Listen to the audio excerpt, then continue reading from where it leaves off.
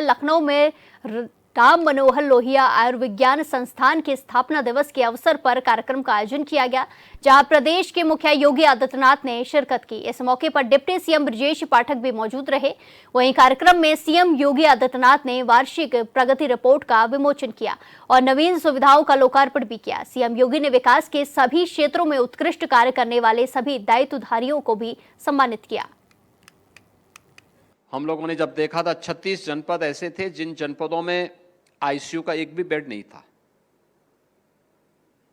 एक भी नहीं था। ट्रेन्ड मैन पावर नहीं थी। कैसे होना है? और उस समय उत्तर प्रदेश ने कुछ मॉडल भी गढ़े।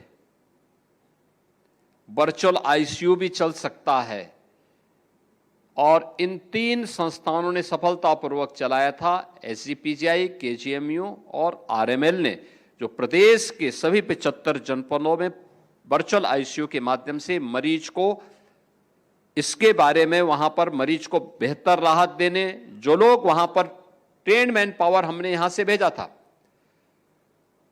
जो मास्टर ट्रेनर यहां पे ट्रेनिंग लिए थे, उन लोगों ने वहां पर जाकर के कार्य किया और अगर कोई समस्या आती थी तो प्रतिदिन सायंकाल ये तीनों संस्थान एक साथ उन संस्थानों के साथ, उन मेडिकल कॉलेजेस के साथ या कोविड हॉस्पिटल्स के साथ जुड़ते थे और वहां पर उनको गाइड करते थे। कोई समस्या होती थी तो फिजिकली वहां पहुंच करके उनको मार्गदर्शन करती थी। हमारा मॉडल सफलतापूर्वक आगे बढ़ा था। यानी टेक्नोलॉजी का उपयोग करके अगर एक महामारी को मात दी जा सकती है तो कोई कारण नहीं कि हॉस्पिटल और बड़े बड़े संस्थान के अंदर जो भीड़ है, इस भीड़ को हम टेक्नोलॉजी का बेहतर उपयोग करके रोक न सकते हो, कर सकते हैं। टेली कंसल्टेशन की सुविधा दूर दराज के क्षेत्रों में, पीएससी में, सीएससी में, डिस्ट्रिक्ट हॉस्पिटल में उपलब्ध करवा करके पेशेंट की स्क्रीनिंग के कार्य को हम उस स्टेज पे भी पूरी कर सकते हैं। लेकिन इसके लिए हमें तकनीक का उपयोग करना पड़ेगा।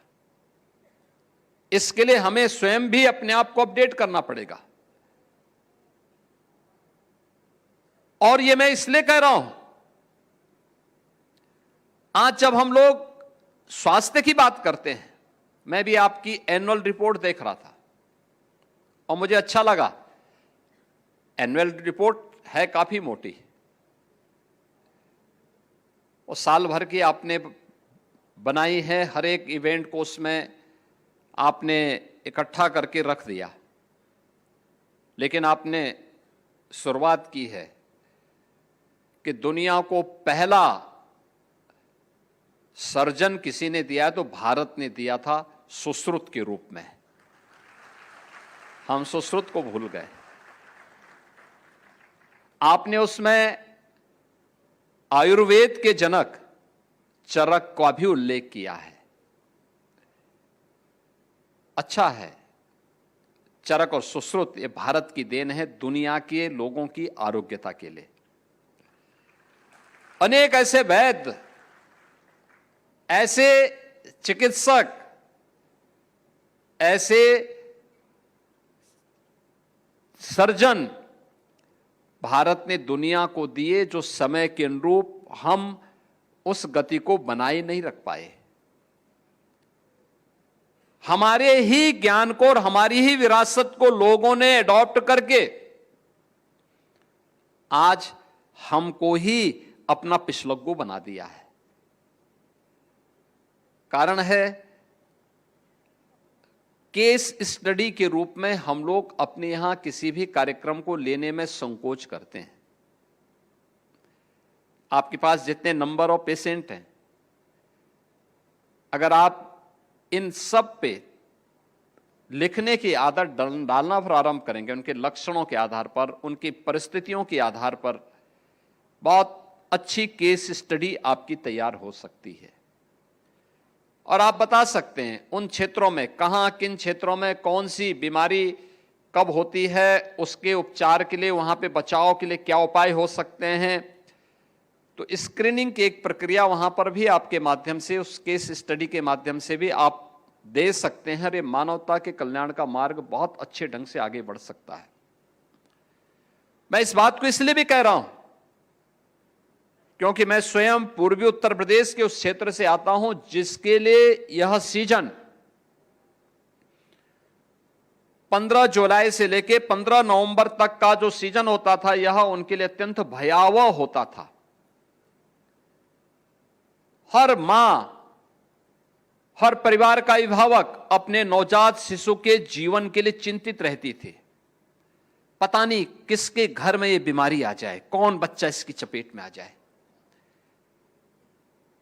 पूर्वी उत्तर प्रदेश ने 40 वर्षों में 50,000 से अधिक बच्चों को खोया है इंसेफ्लाइटिस जैसी बीमारी के कारण। 1977 से लेकर 2017 तक यह बीमारी आती थी। वहां का नवजात शिशु, वहां के बालक इसकी चपेट में आते थे। न शासन की कान में जूं रेंगता था और न ही प्रशासन को इन सब के बारे में किसी प्रकार की कोई चिंता होती थी। लोग आते थे, चेहरे पर उनकी कोई मुस्कान नहीं होती थी, बुझा हुआ चेहरा। लोगों के मन में एक भय होती थी, एक आशंका होती थी, पता नहीं क्या हो जाए। और उनको आने में इतनी देर लगती थी कि वे भी जानते थे परिणाम क्या होने वाला है। या तो बच्चे से हाथ धोना पड़ेगा, और अगर किसी कारण से डॉक्टरों ने बड़ी कृपा कर ली, बच्चा बच भी गया, तो ये बच्चा दिव्यांग होगा, जीवन भर के लिए समस्या बनेगा। यह स्थिति होती थी। और मुझे इस बारे में संतुष्टि होती है कि जब टीम वर्क ने काम करना प्रारंभ किया, हम लोगों ने लक्षण को देखे, केस स्टडी करवाई, क्या कारण है, ढूंढो भाई, इसके बारे में काम करो। और अगले सत्र में, अगले 3 वर्ष के अंदर, तीसरे वर्ष में हम लोगों ने इंसेफ्लाइटिस को पूरी तरह समाप्त कर दिया। आज जब मैं पूर्वी उत्तर प्रदेश में जाता हूं, आज जब मैं उन क्षेत्रों में जाता हूं, तो मुझे एक बात की संतुष्टि होती है। मैं पूछता हूं क्या स्थिति है इंसेफ्लाइटिस की, तो मुझे संस्थान से भी जानकारी मिलती है, पब्लिक से भी जानकारी मिलती है कि बीमारी नहीं है, बीमारी समाप्त।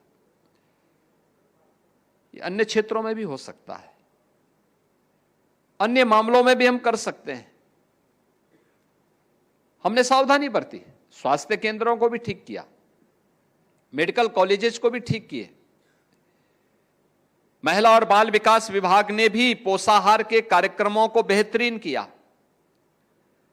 स्वच्छता के कार्यक्रम को हम लोगों ने प्रधानमंत्री मोदी जी के विजन को प्रभावी ढंग से जमीनी धरातल पर उतारने का काम किया।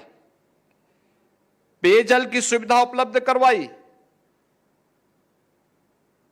लोगों को इन सभी कार्यक्रमों के साथ जोड़ने का परिणाम क्या रहा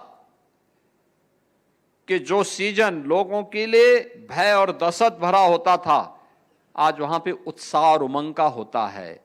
अच्छी बारिश हो रही है, लोगों की खेतों में फसल लहलहा रही है, बीमारी का कोई भय नहीं, व्यक्ति सावधानी बरतता है और निसंकोच होकर के अपने उज्जवल भविष्य के लिए पूरी तैयारी के साथ आगामी पर्व और त्योहारों के लिए जुटता है। सरकार चाहे तो किसी के चेहरे पर खुशहाली ला सकती है। यह उदाहरण है, और उस उदाहरण का केंद्र बिंदु स्वास्थ्य विभाग बना था। नेतृत्व तो स्वास्थ्य विभाग ने दिया था, नोडल विभाग हमने स्वास्थ्य विभाग को बनाया था कि हम सबको इसके लिए तैयार करना है। सभी लोग मिलकर के एक साथ फोकस्ड कार्रवाई हुई। परिणाम क्या था?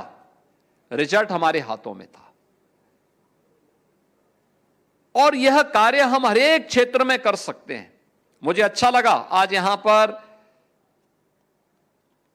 संस्थान ने एडवांस्ड न्यूरो साइंसेस सेंटर के भवन का भी और यहां पर अन्य सुविधाओं के कार्यक्रमों का भी लोकार्पण किया है। खासतौर पर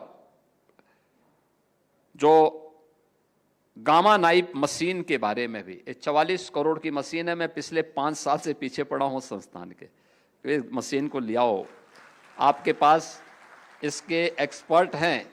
इसका लाभ ब्रेन ट्यूमर में और ब्रेन से जुड़ी हुई उन तमाम बीमारियों में उत्तर प्रदेश के लोगों को मिल जाएगा।